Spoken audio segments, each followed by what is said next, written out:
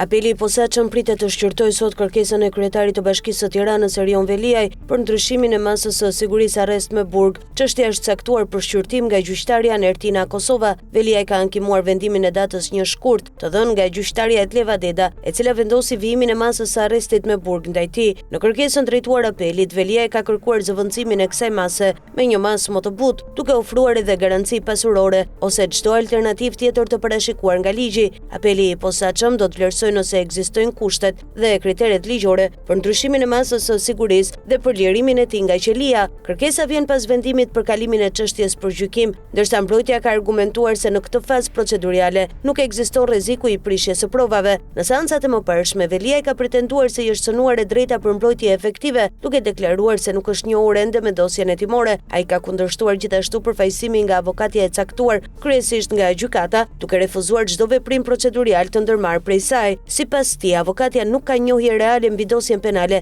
dhe përfaqësimi i saj bie ndesh me interesat dhe strategjinë e mbrojtjes që ai synon të ndjek, duke mos përfaqësuar vullnetin e tij. Erion Veliaj ndodhet në arrest me burg që prej 10 shkurtit 2025, prokuroria e posaçme SPA ka dërguar për gjykim dosjen ndaj tij rreth 5 muaj më parë. SPA ka ngritur ndaj tij 13 akuza për fshirë korrupsion pasiv, pastrim parash, mosdeklarim pasurie, shpërdorim detyre dhe futje të sendeve të ndaluara në institucionet e vuajtjes së dënimit. Pjesa më e madhe e akuzave lidhet me korrupsionin pasiv, të dyshuar në 9 raste në raport me disa kompani. Sipas prokurorisë, Veliaj dyshohet se ka përfituar në mënyrë të parregullt shuma monetare dhe pasuri të paluajtshme nga subjekte që, nga ana e tyre, kanë marrë leje ndërtimi dhe kanë përfituar fonde publike nga Bashkia e Tiranës. Në të njëjtën dosje është përfshirë edhe bashkëshortja e tij, Ajola Xoxa. SPA e akuzon atë për korrupsion pasiv në 9 raste, në lidhje me subjekte tregtare dhe organizata jo fitimprurse. Ajo përballet gjithashtu me akuza për pastrim parash, mosdeklarim pasurie dhe fshehje të ardhurave. Seanca e sotme në apelin e posaçëm pritet të përcaktojë nëse masa e sigurisë ndaj kryebashkiakut të Tiranës do të mbetet në fuqi apo do të ndryshojë, ndërsa procesi gjyqësor ndaj tij dhe personave të tjerë të përfshirë vijon.